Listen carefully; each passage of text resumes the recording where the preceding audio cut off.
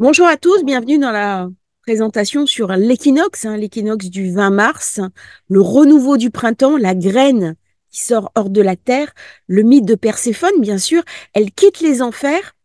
Vous vous souvenez, le mythe de Perséphone, elle est la fille de Déméter, la déesse des moissons, la déesse qui est très à l'aise dans le signe de la Vierge, des récoltes, et sa fille se fait kidnapper par le dieu des enfers qui l'amène avec elle. Il ne veut pas la relâcher, il lui fait manger des graines de grenade pour qu'elle reste avec lui. Mais l'histoire est un peu plus compliquée que ça. Sa mère va se fâcher, elle va chercher Jupiter qui est le père de Perséphone et il envoie Hermès aux enfers. Et là, il y a un accord qui est trouvé, c'est que Perséphone soit relâchée, passe 6 mois de l'année dans la terre avec son époux, 6 mois de l'année à l'extérieur avec sa propre mère. Et le mythe de Perséphone, c'est la graine. C'est la graine. C'est-à-dire que cette graine nourricière qui va ramener la moisson, qui va ramener la richesse, l'opulence, eh bien, elle reste une partie de l'année dans la terre, elle va se développer, mais pour amener la moisson, il faut qu'elle sorte à l'extérieur. Et la sortie de Perséphone des enfers, eh bien, se fait au 0 degré du bélier. Et on voit bien dans ce thème d'équinoxe, eh bien, que Pluton se trouve en maison 1. Et ça, c'est intéressant. C'est très intéressant. Voilà, j'ai baissé un petit peu la taille de la carte pour que vous la voyez bien. Pluton, c'est un des moments forts de l'année. C'est-à-dire, c'est le passage de Pluton du Capricorne vers le Verseau, qui est un des événements de 2024. Et comme par hasard, il se retrouve en maison 1. Donc, il est très puissant dans ce thème qui va nous impacter toute cette année. Alors, plus spécifiquement, jusqu'au prochain solstice. Mais d'une manière générale, eh bien, on voit à peu près les événements de cette année, les faits marquants, les choses à prendre en considération, et on voit bien le renouveau, la nécessité de transformer, mais aussi le côté menaçant de Pluton. Il est dit que Pluton sera très fort à la fin des temps, c'est ce qui est annoncé dans les livres des Apocalypses. Certains parlent actuellement de fin des temps ou de la fin d'un temps. Tout va dépendre un petit peu comment on va le percevoir. Alors pourquoi parler du temps ou de la fin des temps? Eh bien, Uranus est le maître incontesté du Verseau, c'est une, une réalité, mais il s'allie avec Saturne. Et donc, j'ai l'espace et le temps qui se marient ensemble dans le Verseau, et c'est une présence que Pluton va amener euh, une nouvelle conscience du rapport espace-temps. Le Verseau, c'est aussi la liberté. Et avec Pluton qui arrive en Verseau, eh bien, il va venir quelque part détruire la conception que nous avons de la liberté. Et ça va poser un véritable enjeu pour chacun d'entre nous, d'une manière plus générale, plus globale, qui est le rapport à notre propre liberté. J'ai eu un petit incident technique. Là, je suis en train de lire un livre qui s'appelle Police scientifique de Jacques Pradel et qui parle justement des risques, c'est-à-dire du souhait d'aller toujours plus loin dans la police scientifique, de trouver des techniques de profilage, mais aussi des techniques de contrôle. Et il parle justement dans cet ouvrage de Minority Report. C'est-à-dire que au plus nos demandes de sécurité vont monter, au plus la population d'une manière générale, qui est très bien montrée par la Lune étant le public, étant aussi les démocraties, vont être gourmandes eh bien, de sécurisation. Et qui dit sécurisation va dire perte de liberté. Alors beaucoup vont dire, j'ai rien à me reprocher, ça me dérange pas d'être fliqué, ça me dérange pas euh, d'être profilé. Alors c'est vrai et c'est pas vrai. Parce que si j'ai rien à me reprocher, en effet, dans l'absolu, ce n'est pas un problème d'appartenir à un fichier. Mais où va commencer le fichage sécuritaire? Où va commencer le fichage notamment politique? C'est-à-dire qu'à un moment donné, je peux être fiché en fonction de mes opinions, en fonction de mon rapport au monde. Je peux être fiché si je suis vacciné, non vacciné. Vous voyez où est-ce que je pose mon regard? Je peux être fiché si je suis pour le gouvernement ou si je suis contre le gouvernement. Je peux être fiché parce que j'ai des opinions politiques qui sont considérées comme submersives. Pardon, subversives. Je peux être fiché si je ne corresponds pas à la norme. Et là, ça va poser des enjeux pendant les 20 ans qui viennent de savoir si nos sociétés vont devenir de plus en plus restrictives jusqu'à réduire à sa portion congrue les libertés publiques, en sachant que dans un contexte euh, de présence guerrière, de menaces, eh ben on va nous dire, si tu penses à ta liberté, t'es un traître. Si tu invoques ta liberté, t'es une mauvaise personne. Mais le risque de ce genre de pensée, c'est de nous confisquer complètement ce que nous avons de plus précieux, à savoir une individualité, une individuation qui est le propre de l'homme de penser par lui-même. C'est-à-dire que exercer sa pensée au regard des anciens philosophes, au regard de la pensée concrète, si je pense à Socrate, à Platon, Penser pour soi-même de Marc Aurèle, que je vous invite à relire, sont des livres à avoir dans sa bibliothèque, à faire lire à ses enfants, à ses adolescents, à essayer de leur présenter de la manière la plus enthousiaste possible. Eh bien, ça va m'amener à une liberté de compréhension du monde dans lequel je suis et dans lequel Pluton, qui vient me confisquer quelque chose, ne pourra pas le faire. C'est-à-dire, à un moment donné, le dieu des enfers doit aussi rester à sa place. Et c'est une responsabilité individuelle. C'est ce que vient me montrer cette opposition Pluton-Lune. La Lune étant mal à sa place dans le signe du Lion. Alors, j'ai parlé de la précession des équinoxes. En 2600, le point se fera en Verseau. Alors, bien sûr, on ne le verra pas. Peut-être dans notre prochaine vie, on peut se programmer pour le voir, ça peut être sympa. Plus sérieusement, après l'équinoxe de printemps, c'est le retour de la vie.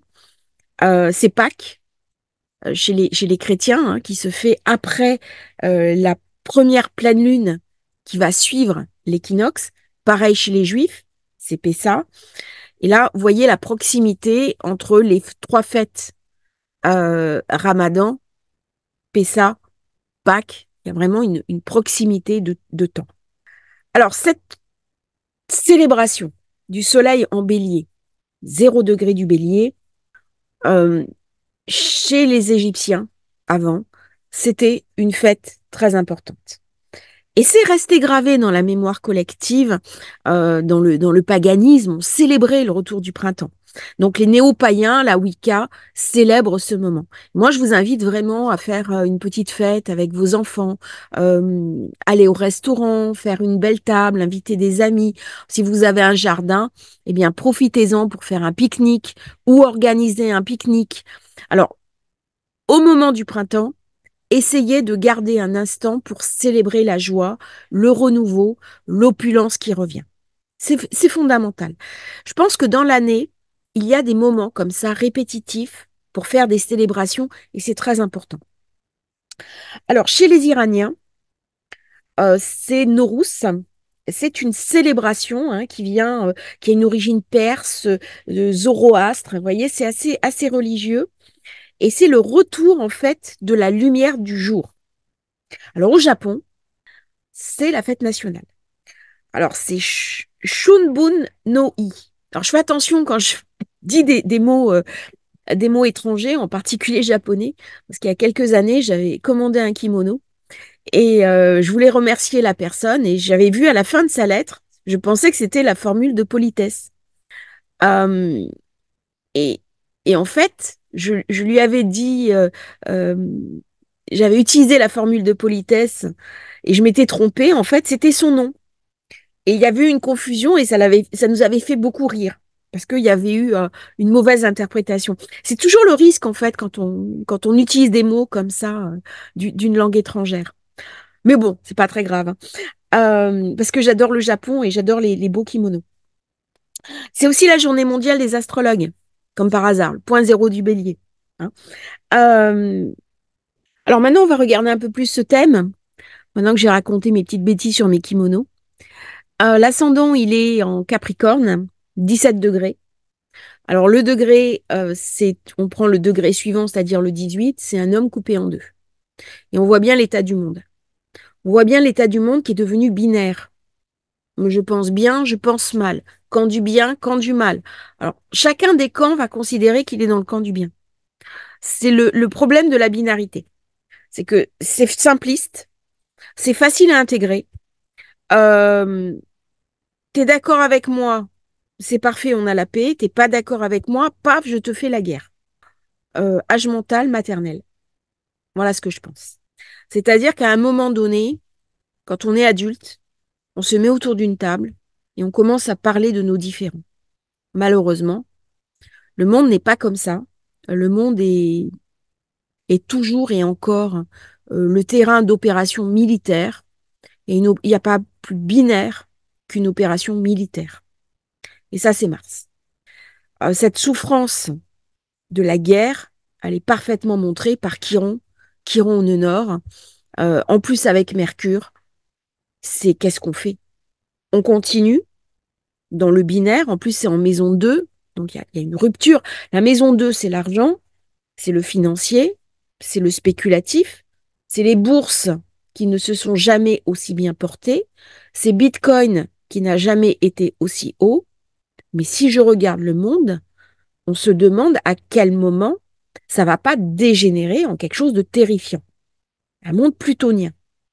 Et là, il y a une césure, il y a une coupure. Qu'est-ce que vient me raconter et Chiron, le Nord, Mercure, il vient me raconter quelque chose qui est les fantômes des deux précédentes guerres, aussi bien première que deuxième, et de me dire, est-ce qu'on en est toujours là? Et ça, c'est une invitation à réfléchir avec Uranus. Uranus qui reçoit un très mauvais carré de Mars. Donc, il y a une confrontation guerrière. Mars, il est très puissant parce qu'il gouverne Mercure, il gouverne le Soleil, il gouverne Chiron, il gouverne le nœud nord. Là, on est dans du guerrier, on est dans de l'offensif. Alors, à titre personnel, c'est un moment parfait pour monter des projets, pour monter une entreprise, pour monter une société, pour prendre des décisions, pour changer des choses dans sa vie. D'ailleurs, au moment du printemps, on range dans la maison, on jette, on trie, on, on détruit l'ancien pour recevoir le renouveau. Si je ne fais pas du ménage, si je ne fais pas du vide, eh bien, le plein ne peut pas venir. Hein, c'est ce qu'on dit toujours, on ne remplit pas une bouteille déjà pleine. Quand vous êtes, par exemple, en entretien, ça se voit bien en thérapie, que vous avez une personne qui vient vous voir, si le dialogue s'instaure, que la personne échange, il n'y a pas de problème. Mais si la personne, pendant tout le rendez-vous, ne fait que parler, eh bien, vous savez qu'à un moment donné, vous ne pourrez pas rentrer. On ne rentrera que quand la personne aura accepté de faire silence, quand elle aura accepté de faire le vide en elle-même. Et des fois, ça prend plusieurs rendez-vous pour que cette personne accepte de faire le vide. Eh bien, le vide en soi, il se fait au 0 degré du bélier. Alors, ce que cette carte vient nous raconter, c'est cette césure. Cette césure entre la Lune, qui est en Lion, et elle est faible, parce qu'elle est brûlée, donc elle est sous influence, influence de chef d'État. J'ai un ascendant Capricorne, on voit bien comment les personnalités se sont renforcées, peu importe qu'on soit dans des systèmes démocratiques ou non démocratiques. Hein, il y a une volonté d'être le chef, d'être le leader, d'être celui qui a le pouvoir de manière incontestée. Alors, bien entendu, au niveau géopolitique, ça pose de sacrées questions. Mais au-delà de ça, ça pose aussi des questions sur les situations juridiques, constitutionnelles de nos États démocratiques. C'est-à-dire que le flou commence à s'installer entre des régimes autoritaires et des régimes démocratiques. Ça veut dire qu'on tend vers un modèle plus ou moins similaire qui a des expressions, des manifestations différentes, mais dans le contenu, il y a une forme de rapprochement. Alors, c'est d'autant plus intéressant que j'ai Pluton, Mars qui sont en maison 1. Et font référence à quoi, Scorpion? Le Scorpion qui est le milieu du ciel. Le milieu du ciel qui amène de la douleur. Dès que j'ai du Scorpion quelque part, euh, les personnes qui sont Scorpions le savent, si j'ai un amas en Scorpion, ça me ramène de la douleur. C'est des zones de souffrance. Et là, qu'est-ce qui domine dans le monde? Est-ce que c'est la bienveillance? Est-ce que c'est la tolérance? Est-ce que c'est l'écoute? Ou est-ce qu'au contraire, ce sont des horreurs qui jalonnent nos journaux télévisés? Avec une impression de quelque chose qui m'échappe. Avec l'impression de je ne peux pas maîtriser. Pluton, il est hors de contrôle. Alors, heureusement, je reçois un très bel aspect, Neptune, Soleil, dans cette carte d'équinoxe, ce qui me fait dire quand même s'il y a des tensions très puissantes, très profondes, il y a aussi un effet de manche. C'est compliqué de parler de la guerre, des déflagrations. Les très grands astrologues n'ont pas vu le déclenchement de la Seconde Guerre mondiale en France. Alors, en Allemagne, on pense qu'ils l'ont vu. Il y avait des grands astrologues allemands au moment de la Seconde Guerre mondiale. Qu'est-ce qu'a fait Hitler? Il les a pris, il les a balancés en camp de concentration. Alors, des grands astrologues, après, quand les troupes allemandes ont envahi la France, Volgin s'est retrouvé déporté. Donc, il y avait une volonté de maîtriser l'astrologie et d'éliminer l'astrologie du champ des possibles. Circuler, il n'y a rien à voir. Pourquoi? Parce que on pense, alors on n'a pas retrouvé les documents, ils ont été détruits, mais on pense que certains auteurs, certains astrologues avaient vu d'une part qui était Hitler, ce qui n'a pas été le cas des astrologues français. Bon, j'ai lu des chroniques de l'époque, au moment où Hitler devient chancelier en Allemagne. Je suis stupéfaite du manque de compréhension de la personnalité. Il y a un vrai décalage. Alors, est-ce qu'il y avait un tabou? On ne voulait pas vraiment critiquer un chef d'État. Est-ce qu'il y a un blanc-seing qui lui est donné? Mais on a l'impression que là, les astrologues, ils sont passés complètement à côté de quelque chose. Et ça, c'est intéressant. C'est intéressant parce que c'est un vrai avertissement. Si je regarde un thème, c'est fondamental que je garde les yeux ouverts, que je n'aille pas dans l'analyse couramment admise de quelque chose. Il faut aussi que je regarde au-delà de ce qui m'est montré. C'est pas toujours facile. Mais cette expérience, pour moi, elle est fondamentale. C'est une des raisons pour laquelle j'ai aussi décidé, à titre personnel, d'explorer mes propres voies astrologiques. Et c'est ce que je vous invite à faire. Alors, je reviens à la carte, là j'ai fait un peu des digressions, mais c'est intéressant aussi parce que sur cette chaîne, il y a beaucoup de personnes qui sont déjà astrologues, il y a des personnes qui s'intéressent à l'astrologie, pas uniquement aux événements qui vont se passer. Et là, c'est aussi une technique à avoir, c'est un moteur intellectuel de garder votre curiosité, votre libre arbitre. Si je regarde bien cette carte, elle n'est pas très impressionnante. C'est-à-dire, j'ai Soleil-Neptune, très bien aspecté avec la Lune. Bon, euh, j'ai Mars qui est bien aspecté avec le Soleil. Petit aspect, Vénus-Saturne. J'ai bientôt la conjonction Jupiter-Uranus. Par contre, c'est vrai que l'opposition Pluton-Lune, la Lune étant faible, me fait dire que Pluton est fort. Quand Pluton est fort, eh bien, ça me fait penser à cette phrase que la raison du plus fort est toujours la meilleure. C'est une phrase que je trouve terrifiante. Parce que la raison qui devrait prédominer, c'est celle de la conciliation. Et là, on est dans des égos surdimensionnés, dans une logique de faucon, dans la logique du bruit des bottes. Et en verso, ça peut prendre une tournure rapidement qui nous échappe.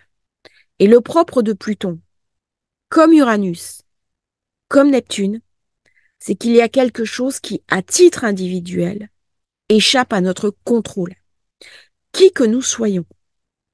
C'est-à-dire que même celui qui est au sommet de l'État, va considérer avec ce genre de configuration, dans un monde mondialisé, qu'il n'a pas toutes les cartes en main. Et c'est un petit peu la dangerosité de cette carte. Comme je l'ai dit, la situation va continuer de monter, elle va continuer de s'envenimer. On voit bien le carré Mars-Uranus qui va jouer à plein, et nous arrivons en plus à la saison des éclipses. Ce qu'on va étudier spécifiquement, chaque éclipse va être étudié parce que ce sont des moments importants de l'année, ce sont des moments à comprendre, à analyser. Mais outre cette conjonction Jupiter-Uranus, qui est un point focal de l'année, Saturne qui va arriver bientôt sur Neptune, c'est-à-dire on va préparer 2025, la conjonction. Donc il va y avoir un renouveau de cycle. Il y a quelque chose qui va se préparer. Pluton, Verseau, eh bien il y a quelque chose qui monte.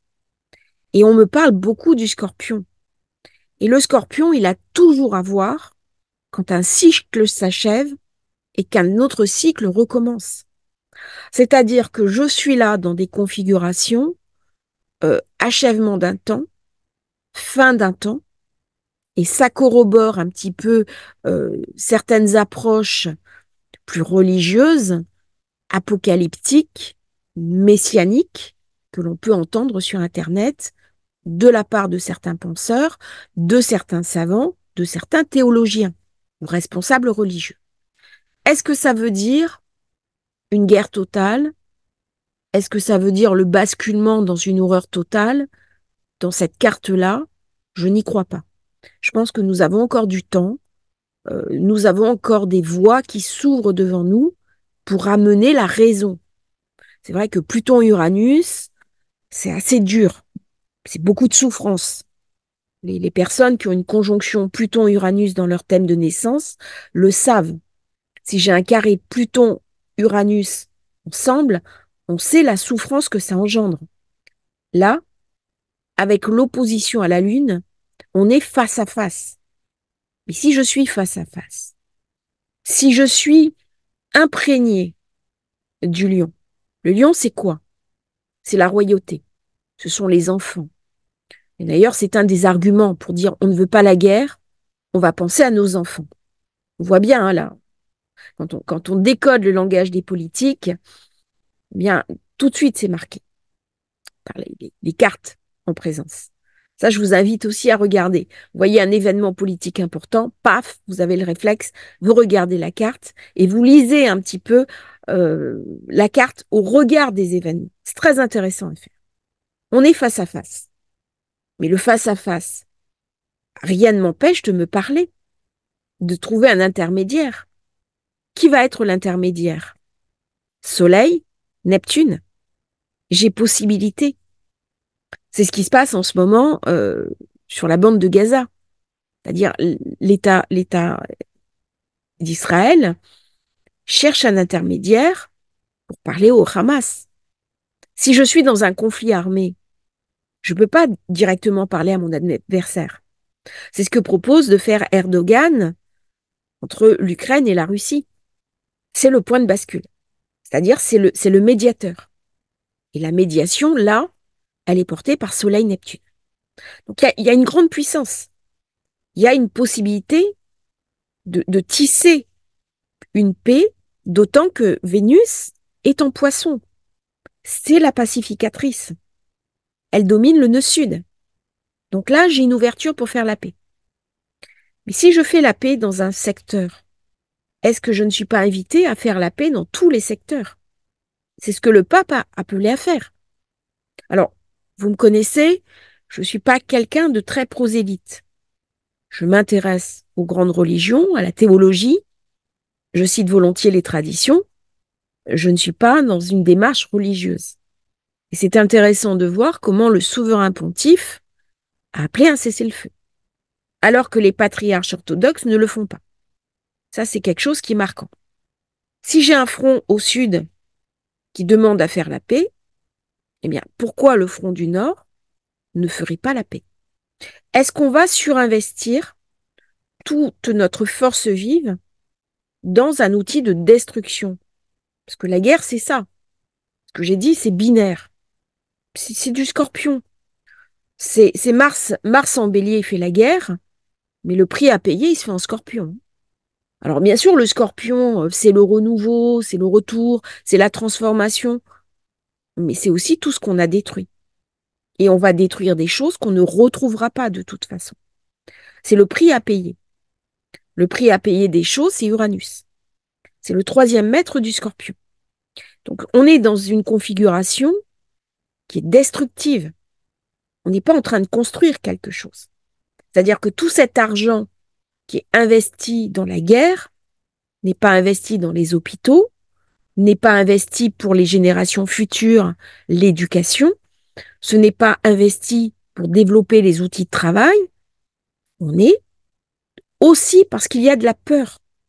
On a décodé un monde instable, un monde dangereux, à tort ou à raison, mais il y a quelque chose de profondément émotionnel.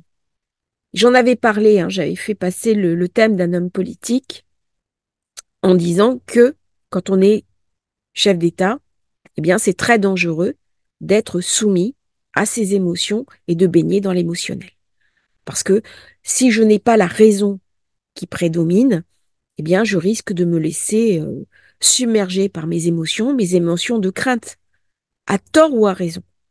Alors, je peux dire que certaines attaques proviennent de telle ou telle puissance, mais peut-être que ce sont des avertissements, peut-être aussi que ce sont des petites piques qui sont des irritants, mais que si ça s'embrase, l'enjeu à payer sera bien supérieur. C'est pas ce dialogue-là qu'on entend. Il faut savoir que la guerre, elle a un coût.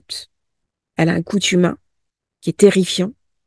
Elle a un coût matériel, destruction de bâtiments, destruction de lieux, exode, perte de chance, notamment pour les générations futures, mais elle a un coût aussi exorbitant en termes de finances publiques.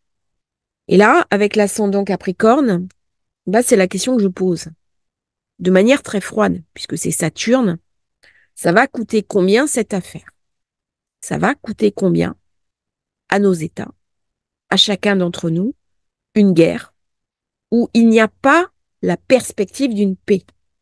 C'est-à-dire comment, dans une situation qui s'est envenimée et qui part de plus en plus dans quelque chose d'incontrôlable, que vient me raconter Pluton, je pourrais peut-être, par le biais d'un intermédiaire, trouver un point d'équilibre, un point de retour en arrière, un point de stabilisation.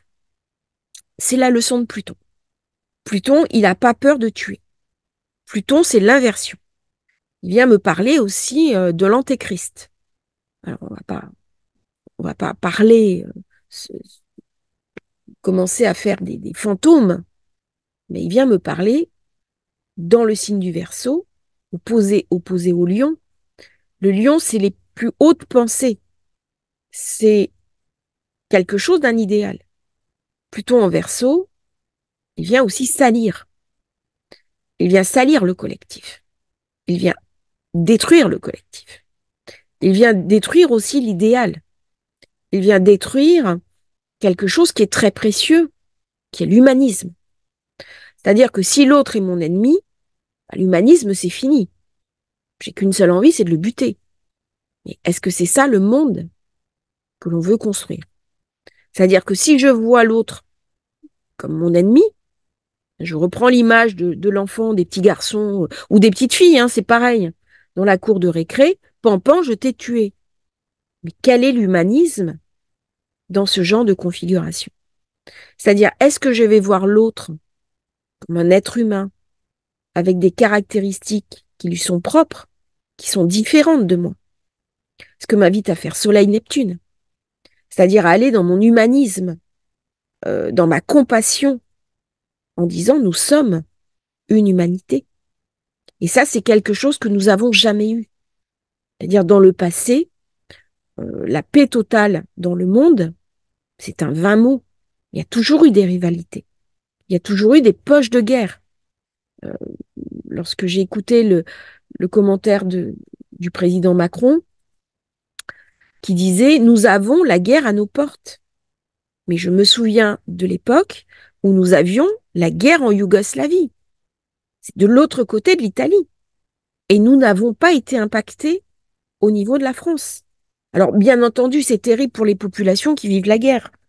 Ce qui se passe en ce moment en Ukraine, c'est abominable. Ce qui se passe en ce moment à Gaza, c'est abominable. C'est terrible pour les populations civiles. Une mère qui perd son enfant, quelle que soit cette mère, quelle que soit sa nationalité, c'est abominable. Lorsqu'une femme ou un homme perd son compagnon, sa compagne, quelle que soit sa religion, sa couleur de peau, sa nationalité, c'est abominable. Quand il y a des victimes civiles russes, c'est abominable. Mais est-ce que je suis capable, dans ces configurations-là, de voir, par le biais de Soleil-Neptune, cette compassion? Là, je parle d'image compassionnelle. De dire, bon, il est peut-être temps qu'on se mette autour d'une table, qu'on revienne à de la raison. Mais pour faire la paix, c'est ce que j'ai dit du côté de Vénus, je l'ai déjà dit plusieurs fois, il faut mettre de l'eau dans son vin. C'est comme dans un couple. C'est bien marqué par le signe de la balance. C'est-à-dire, à un moment donné, un couple, c'est des compromis, c'est des compromissions. J'en parlais encore hier au soir avec mon mari. Et il m'a dit, dis-leur sur la chaîne, à quel point tu es des fois, j'ai un caractère de cochon, tu es obligé de faire des compromis avec mon caractère. Mais j'en ai autant à mon actif. Et moi, je suis une femme très libre. Si j'ai envie de partir au bout du monde, sac à dos, toute seule pendant 3 mois, je vais l'imposer. Mon mari va l'accepter. Ce sont des compromis. Et le couple ne se fait, le couple qui dure, que parce qu'il y a compromis. Alors bien sûr, dans le couple, ce sont des emboîtements. C'est-à-dire, j'ai la chance de vivre avec un homme qui est compatible avec ce que je suis, ce que je pense. Est-ce qu'il est parfait dans mon regard? Alors, si je continue comme ça, il va se désabonner de la chaîne. C'est mon premier abonné, je tiens à le remercier. Il y a des choses, j'aimerais qu'il soit différent. Et je suis persuadée que j'ai des domaines où il aimerait que je sois différente. Mais ça peut s'emboîter. Et ça passe par Vénus. C'est du compromis. C'est le secret des couples qui durent. C'est pas un gros secret. Mais si je suis raide dans mes bottes face à l'autre, bah, ça ne passe pas. Il y a cassure, il y a rupture. Je suis plus dans Vénus. Vénus, elle négocie. Elle est conciliatrice. Là, je suis du côté de Mars. Bah, à ce moment-là, divorce, séparation, c'est violent. C'est violent pour chacun des deux. C'est violent pour les enfants. Alors, il y a des fois où Mars est nécessaire. Notamment s'il y a de la violence dans le couple. Si à un moment donné, on s'aperçoit qu'on s'est fourvoyé. Mars, je ne fais pas l'apologie du couple qui dure, quel que soit le prix à payer. C'est pas ça dans mes propos. Absolument pas ça. Je dis juste qu'il faut savoir utiliser Mars au bon moment, Vénus au bon moment. Et ne pas s'interdire Vénus si j'ai la possibilité de faire autre chose autrement. C'est ce que vient me raconter ce thème. Et il vient me raconter par Pluton. Pluton, c'est une menace. Pluton vient me dire que de toute façon, si ça s'envenime, nous sommes dans une situation entre puissances nucléaires. Je suis en maison 1. La Lune, elle est en face. C'est un face-à-face. Tout le reste de ce thème, de toute façon, est subsidiaire par rapport à cette opposition. C'est très rare. J'ai très peu d'aspects négatifs et vous serez dans un thème quand vous avez peu d'aspects négatifs qui sont très puissants. Vous avez un seul carré, alors là, il faut vraiment que vous le dépiotez. Quand vous avez des carrés de partout, bon, vous savez que la personne, elle va avoir une vie compliquée, mais elle va pouvoir s'en accommoder. Elle va pouvoir en faire quelque chose. Si vous avez un seul carré, comme là, Mars, Uranus, je crois que c'est un des pires carrés qu'on puisse avoir. Parce que c'est incontrôlable. Uranus, il a besoin d'être sous contrôle. Mars a besoin d'être sous contrôle. Et en plus, Mars est en Verseau. Donc là, autant dire que c'est une poudrière. Et en plus, les planètes légères, ce sont des déclencheurs. Uranus est en maison 4. On est dans la maison. J'ai une maison 3 avec Jupiter. On se fait une guerre quelque part entre frères. C'est ce qui se passe au Moyen-Orient. On est entre sémites. On est les lignées, aussi bien palestiniennes d'origine que juives, ont la même origine. Il y a une proximité géographique. Il y a quelque chose qui est marqué dans l'histoire, dans la terre. Pareil en Ukraine avec la Russie. On a la même religion, on a la même histoire, il y a une proximité. Et c'est ça qui est douloureux. Alors, c'est pas l'idée de la guerre civile, mais quasiment, ça s'en approche. Est-ce que Israël, Hamas, il n'y a pas des relents de guerre civile? Il y a quelque chose comme ça. C'est-à-dire, ce ne sont pas deux entités extérieures l'une à l'autre. Il y a un bloc commun. Il y a quelque chose de la maison 4. Il y a une identité commune. Alors, est-ce que ces guerres civiles peuvent embraser d'autres zones? Bien entendu, bien entendu. Et là, il va y avoir des tensions à l'intérieur des pays énormes. On va vers des grèves, on va vers des mouvements sociaux, on va vers des conflits. Pour les 3 mois qui viennent, on va sur une situation sociale intérieure très dure, très marquée. Il y a des confrontations d'idées et les gens n'arrivent plus à se parler. La parole, c'est Mercure. Parce que Mercure, il est verrouillé. C'est une parole qui devient martienne, offensive, dure. Euh, il est sur Chiron, Chiron le Nord. Vous voyez les enjeux. C'est-à-dire que où je regarde de manière sensée le fruit de mon histoire, j'en tiens compte en me disant que certaines choses ne sont pas belles. Je regarde l'avenir tenant compte du passé. Je n'ai pas un regard passéiste. Nous, ce qu'on fait actuellement, notamment en France, on multiplie les hommages au passé. C'est intéressant, mais ça nous prive de l'avenir. Par contre, ce que l'histoire vient nous raconter, non pas en se focalisant sur telle ou telle personne, mais l'histoire avec un grand H, elle vient me parler de comportements que j'ai déjà eus, que le monde a déjà eus. Avant qu'il y ait le déclenchement de la Seconde Guerre mondiale, il y a eu une volonté de paix. Cette volonté de paix, elle a échoué. Et c'est ce que disent les observateurs. La volonté de paix de la Seconde Guerre mondiale a échoué, donc c'est inutile que nous cherchions par tout moyen à faire la paix.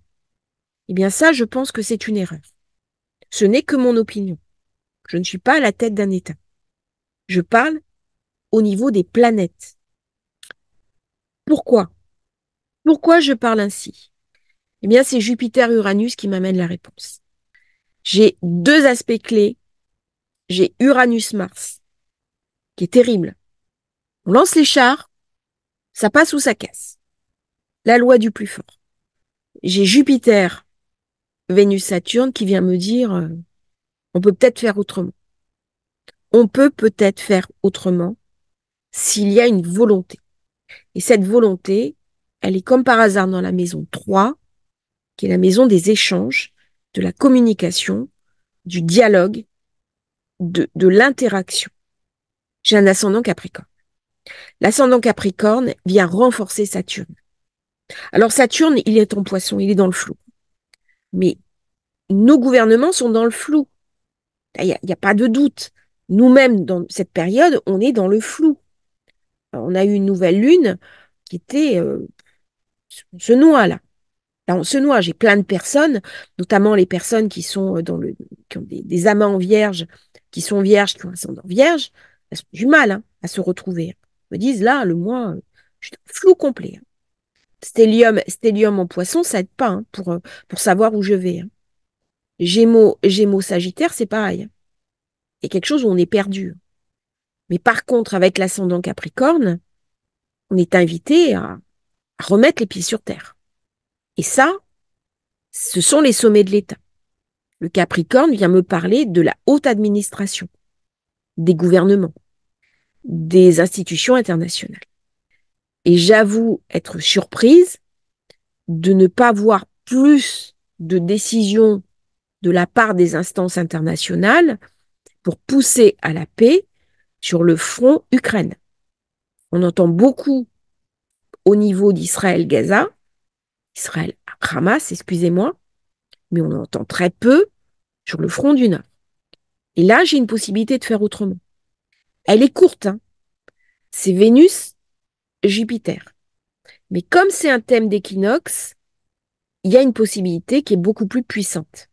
C'est-à-dire que j'ai 3 mois dans cette configuration-là pour essayer de trouver une solution durable. Ou ça sera le langage des armes, Mars-Uranus, la voix du plus fort, ou ça sera le langage de la diplomatie, Jupiter, Vénus, Saturne. Nous avons une chance, c'est que Mars est sous le contrôle d'Uranus, et Uranus, il est faible, il est en taureau. Nous savons avec Mars, quand il passe dans une zone où il est faible, il est dangereux. Ça peut se passer de la même manière pour Uranus. Mais peut-être que la conjonction avec Jupiter va nous protéger à titre collectif. Et Vénus, au contraire, dans le Poisson, elle est puissante. Elle est exaltée. C'est elle qui ramène toute la puissance. Et là, je la sens plus puissante que Mars, qui dirige l'amas, nœud nord, Mercure, Chiron. Vénus, elle garde le nœud sud. Et nous allons avoir, dans quelques semaines, le président Macron avec une inversion des nœuds. C'est-à-dire que le nœud sud va passer sur son nœud nord, et il y a un basculement, et sur son Pluton de naissance. Il a une conjonction Pluton-nœud nord. Donc il y a quelque chose de très fort, hein, chez lui de Pluton. Et peut-être qu'il lui est demandé, dans son thème, c'est de faire l'acte juste. Et l'acte juste, avec Pluton, c'est pas l'orgueil. C'est regarder les choses telles qu'elles sont réellement et non telles qu'on voudrait me les montrer. Alors Pluton, il vient aussi me parler d'autre chose, avec Uranus, qui est en taureau en maison 4, l'immobilier. On voit bien comment l'immobilier est détruit, hein. Les maisons tombent, oui, bombardement. Uranus-Mars, hein, c'est les maisons qui s'effondrent, les immeubles, le pays à reconstruire. Et il y a un autre secteur dont j'ai pas parlé, c'est la maison 2. La maison 2, c'est la maison du financier.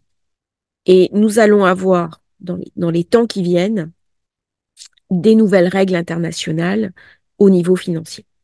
C'est-à-dire, il y a un nouveau monde qui est en train d'apparaître sur nos yeux, y compris un monde financier, avec les crypto-monnaies qui se sont considérablement renforcées, qui vont encore se renforcer dans les temps qui viennent. Pendant les 20 ans qui viennent, les crypto-monnaies vont se renforcer.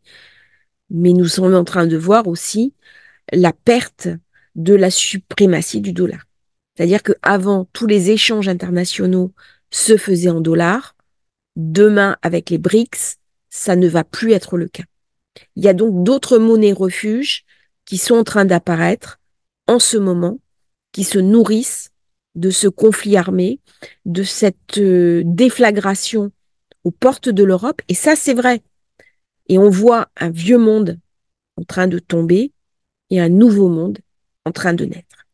Et ça, c'est typiquement Pluton. Et jusqu'à maintenant, jusqu'au mois de juin, le solstice, il y a des événements cruciaux qui vont être pris, des décisions, et ça ne sera pas forcément ce qu'on va voir.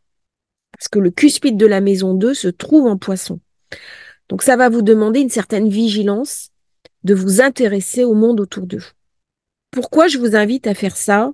Alors même que des fois j'ai dit, si les informations sont trop douloureuses, vous coupez. Eh bien parce que l'enjeu futur va dépendre de ce qui va se passer cette année aussi. 2024, 2025, ce sont des années charnières. Ce sont des années clés. Donc, ça va nous demander à chacun d'entre nous une certaine vigilance et d'être capable d'appliquer ces choix dans les temps qui viennent. Alors, bien sûr, on va entendre beaucoup parler du financier, des bourses qui pour l'instant sont protégées, l'argent roi, avec Uranus, Jupiter. Ça vient enfler quelque chose Par contre, je ne sais pas ce qui va se passer quand Jupiter va passer en Gémeaux. Ah, c'est une vraie question. C'est une vraie question. Donc en ce moment, dans les semaines qui viennent, c'est l'euphorie, mais il se pourrait très vite que tout le monde se réveille avec une grosse gueule de bois. Donc soyez prudents dans vos investissements. Profitez de l'euphorie, mais gardez la tête froide. Parce que nous sommes là sous le règne de Pluton. Et Pluton, il peut tirer le tapis quand il le décide. Et les trois transpersonnels, que ce soit Uranus, qui est ultra puissant parce qu'il domine Pluton, que ce soit Neptune, ultra puissant parce qu'il est chez lui depuis déjà un certain temps, que ce soit Pluton parce que de toute façon, il porte sa propre puissance, eh bien, et j'ai envie de dire, il va falloir tous que nous allions puiser dans Pluton, dans la part de Scorpion que nous avons dans notre thème de naissance, la capacité de nous adapter. Alors, je vous invite à regarder quelle est la maison ou les maisons dans le Scorpion, parce que c'est là où vous allez avoir la réponse pour passer le cap de cette année 2024. C'est votre meilleur atout. C'est votre Pluton de naissance. Vous regardez la maison où il se situe, le signe où il se situe. Là, il va vous ramener de la force, de la puissance que vous allez pouvoir utiliser face aux enjeux qui se présentent à vous. Et vous avez le Scorpion. Alors, si vous avez deux maisons, ça arrive, hein, vous avez deux cuspides, eh bien, les deux sont des puissances. Il y a quelque chose à transformer là, mais il y a une puissance à aller chercher pour passer le cap. Et si le Scorpion est intercepté, eh bien, ça vient renforcer la puissance de la maison précédente et ça vient le colorer. Donc, vous prenez la maison d'avant. Si vous avez des planètes, ça va renforcer votre charisme, ça va renforcer votre énergie. Juste ça, c'est valable jusqu'au mois de juin, mais même au-delà, parce que toute l'année 2024 va être quand même très marquée par ces énergies du Scorpion que Mars, Uranus, Pluton. Et on voit bien comment Mars, qui est le maître du nœud nord, il a beaucoup à dire en ce moment. C'est vrai que là, il va passer dans le signe du Poisson bientôt. Il va, alors soit il devient très idéologique, on va travailler un petit peu sur son passage et il va faire bouillir l'eau, donc on va avoir des phénomènes d'ébullition, soit il vient mettre de l'eau dans son vin. Et là, ça va être assez intéressant de voir la conjonction Vénus, Vénus-Mars, mais nous avons quelque chose qui arrive, qui est quand même un moment assez critique, assez dangereux, c'est quand Mars va arriver en conjonction à Saturne. Et là, ça va être un passage délicat qu'il va falloir gérer et il va y avoir encore beaucoup de tensions. C'est quand Mars va passer au-delà de Saturne que nous pourrons avoir des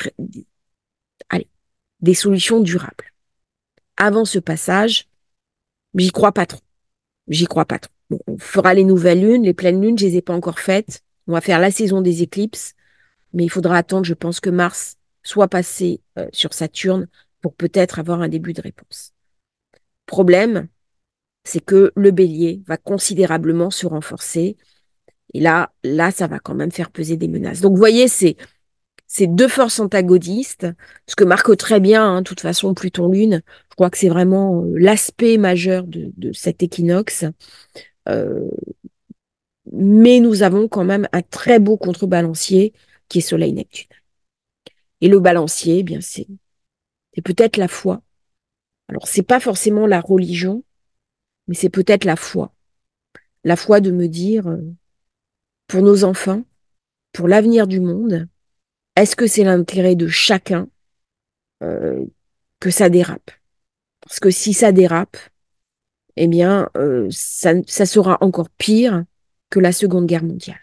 C'est-à-dire que l'avenir, dans certaines zones du monde, sera durablement hypothéqué. C'est pas un langage évident à entendre. Je suis désolée, euh, c'est pas quelque chose de très festif. J'ai commencé la vidéo en vous disant faites la fête. Eh ben, j'ai envie de finir la vidéo en vous disant faites la fête. Parce que peut-être que demain sera triste, Peut-être que demain sera très joyeux parce qu'on aura échappé à un vrai pépin, mais maintenant, dans les instants que nous allons avoir où nous pouvons célébrer la vie, se sentir vivant, savoir pourquoi on est vivant, c'est le retour de Perséphone, euh, Proserpine, qui revient au soleil, eh bien ça mérite d'être célébré. Et je crois que la vie en elle-même mérite d'être célébrée.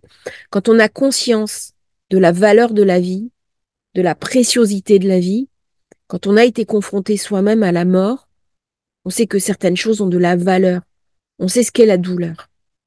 Et malheureusement, on a à la tête de nos États des gens qui ne savent plus ce que c'est que la douleur, qui ne savent plus ce qu'est la souffrance. Et le risque avec ce genre de personnalité, c'est de se retrouver entraîné au-delà de la douleur dans quelque chose d'innommable. L'innommable, c'est Pluton. Comme Pluton peut porter aussi l'ineffable. L'ineffable, c'est-à-dire les plus hautes lumières qui demandent à retourner. C'est-à-dire c'est la rédemption des anges déchus. C'est-à-dire l'ange déchu, c'est Pluton. Hein. Pluton, c'est l'inversion de l'arbre. Mais à un moment donné, on dit qu'à la fin des temps, les tombes seront ouvertes, qu'il y aura une rédemption, et tout ce qui est de l'ordre de l'ombre reviendra vers l'amour, vers la lumière. Donc c'est une résurrection. Pluton en maison 1, in fine, il va me parler de résurrection. Et là, si on parle de résurrection, de rédemption, on va me parler de choix et de libre arbitre. Et nous avons tous le choix. Nous avons tous la possibilité, à notre manière, de reprendre le pouvoir. Plutôt, il me redonne le pouvoir. Je suis un individu libre. Je suis un individu conscient. Et je peux agir sur le monde qui m'entoure. Et je suis invité à agir non pas de manière destructive, mais de manière constructive, dans un processus d'espérance. Pluton, il me parle aussi d'espérance. Quel est le mythe du scorpion? C'est d'être libéré de ses chaînes, d'être libéré de ses souffrances. Et c'est ça, au-delà de Pluton, l'espérance du monde à venir. C'est de se sentir enfant de la lumière, enfant du soleil, enfant de l'unique, mais aussi enfant de la vie. Est-ce que ce sont les forces de la mort de Pluton qui vont m'animer? Et à ce moment-là, mon seul univers sera ma douleur, ma souffrance, et ce que j'apporterai au monde sera de la souffrance? Ou est-ce que je vais me sentir transcendé, transporté, habité par les forces mêmes de la lumière? Eh bien ça, c'est un choix qui se fait au Scorpion. Qu'est-ce qui rêve le Scorpion? C'est de poser les armes, de guérir, de ne plus souffrir et de rentrer dans le chemin de la lumière. Là, je vais parler des briquets. Alors, j'ai envoyé un message il y a quelques jours à une personne en disant nous sommes des briquets sur le chemin. J'ai dit l'important maintenant va être d'allumer nos briquets, de ne pas se définir en tant que guide, en tant que personne initiée. C'est pas ça. L'idée, c'est d'être un briquet sur le chemin. Et au plus nous serons de briquets, et au plus la lumière reviendra et nous permettra de retrouver l'opulence, la sérénité, la joie, la liberté. Parce qu'il ne peut pas y avoir de liberté au temps de guerre. C'est pas possible. C'est-à-dire la liberté, c'est l'apanage de l'opulence.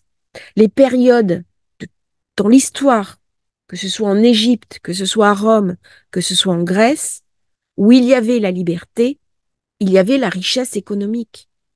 Dès que j'ai de la pauvreté, dès que j'ai de la récession, dès que j'ai de la crise économique, il y a restriction des libertés. Il y a du fascisme qui revient.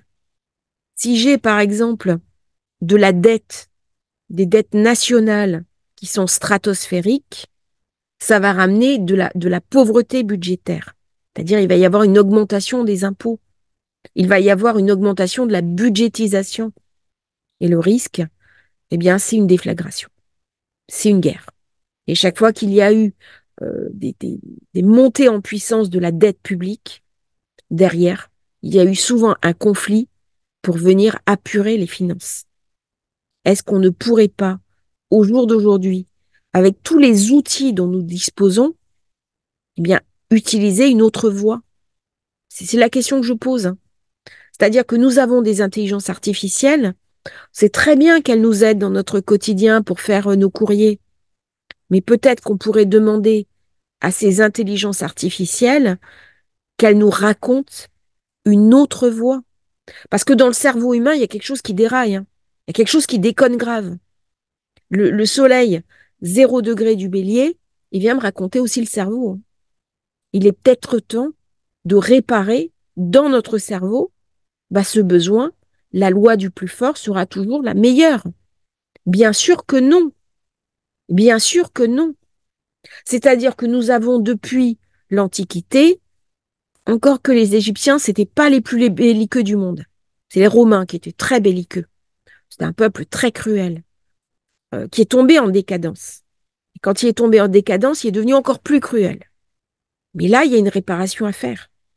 On a eu Jung, nous avons le développement personnel, nous avons des techniques, nous avons exploré les méandres de notre cerveau. À quoi ça va nous servir si ce n'est pas quelque part pour réparer ce côté belliqueux, ce côté du petit garçon ou de la petite fille qui va prendre son bâton pour casser la gueule à son copain de classe, parce qu'il lui a mis peut-être un chewing-gum dans les cheveux. Je dis pas que c'est bien de mettre un chewing-gum dans les cheveux à son copain ou sa copine, mais ça vaut peut-être pas ça ne justifie peut-être pas qu'on cherche à lui crever un œil. Alors qu'on cherche à lui crever un œil, c'est pas glorieux, c'est des histoires d'enfants. Qu'on le fasse, c'est encore pire. Et qu'on s'en vante, alors là, c'est terrible. Parce qu'on dit toujours, hein, que l'histoire est écrite par les gagnants, jamais par les perdants. Et au jour d'aujourd'hui, avec les fouilles archéologiques, eh bien, on est en train de retrouver d'autres histoires, d'autres légendes. Donc voilà un petit peu cet équinoxe tel qu'il vient me raconter à ma mémoire, à ma parole. Il y a des choses positives. Mars-Soleil, Mercure, Jupiter-Uranus, Jupiter-Uranus, Saturne, Jupiter-Uranus, Vénus, Jupiter-Uranus, Lune, Soleil-Neptune. Donc, il y a de la mouture. Il y a de la mouture, il y a du libre arbitre. Et dans nos vies, c'est pareil. Dans nos vies, c'est pareil. C'est-à-dire qu'à un moment donné, avec ces configurations-là, pour le printemps, qu'est-ce que je change? Qu'est-ce que je garde? Qu'est-ce que je jette? De quoi je me débarrasse? On a tous des vieilles douleurs, des vieilles souffrances, des vieilles scories dont il faut se départir. Alors, si vous voulez être aidé au niveau astrologie, faire un coaching astrologique avec moi, votre thème de naissance, votre révolution solaire, vous avez le lien dans la description parce que c'est le moment, hein. N'hésitez pas à liker, à vous abonner à la chaîne. Je vous remercie pour votre attention. Il y a d'autres vidéos qui arrivent sur cette période assez intense sur les mouvements. Merci pour votre fidélité. À bientôt à tous et bonne journée et bon équinoxe de printemps.